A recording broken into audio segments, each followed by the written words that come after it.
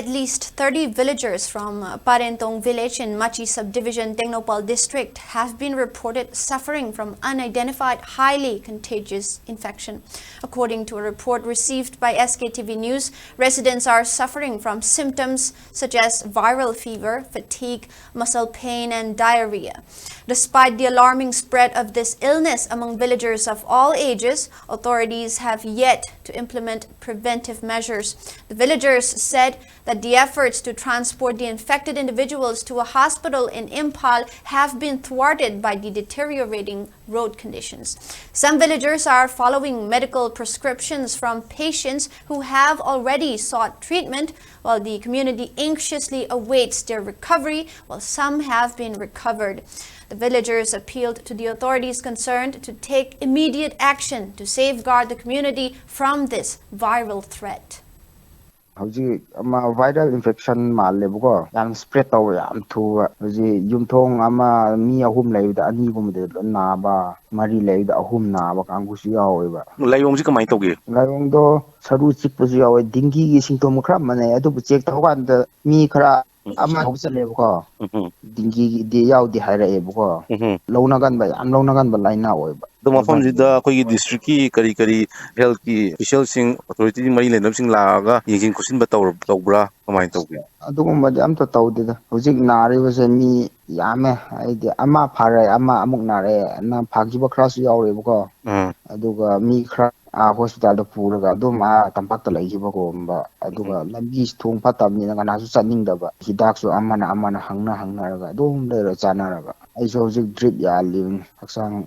typhoid kum chal da na adu district ki administration ki makai digi kari step umta ke lokhut pa uge thingna ge jikun thingna de da lambi pharabati tampak ta phat chalaga hairok na khra koi di hairok ta ayamba po yon mokot pasu hairok ta dum challe ba adu hairok ki lambi do khoi khun phauna ba lambi si am phibom yadre ba mi ama khakta na chatpa ngamdre ba mi ani hum sudre di ko war lai khom daga gari thousand khradi rupa ko ma yaudre di am lu ba phibom se ado chawrakna mi kya mukse jikse da viral infection jina maram morekan na ba khotpu ji kya mi kuntra maya adum yumnak se yankai mangamuk lei ko do phaki ba su khra yaure phaki ba ibse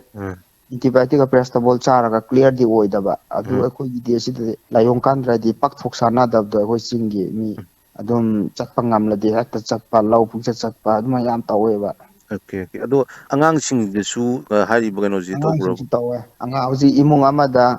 mai nupi ga maga do macha nupi chahi ani ahum ge anga ama moi ahum loi nara ba chari bidak si kari hidang ne ba jikse akoi paracetamol ga antibiotic aduga kana recommend to bono si smai chaw haidana si khra yengki ba kangu do adu modagi hangna raga chap mananna adum chare laying basi district ki health administrative ki kano makai digi kem tawra tawraktre so no survey nung bem to lakte machi rom da su khra na ba malle machi rom da su am na ne koi rom sa ta khra am na ne yai ti am long na gan ba thu ba laina oi ra ba duki dengue ne chingna bole bro dengue ne ka na dengue symptom se dengue ga manara ba su ma gi yamna communicable oiba disease oibani nugo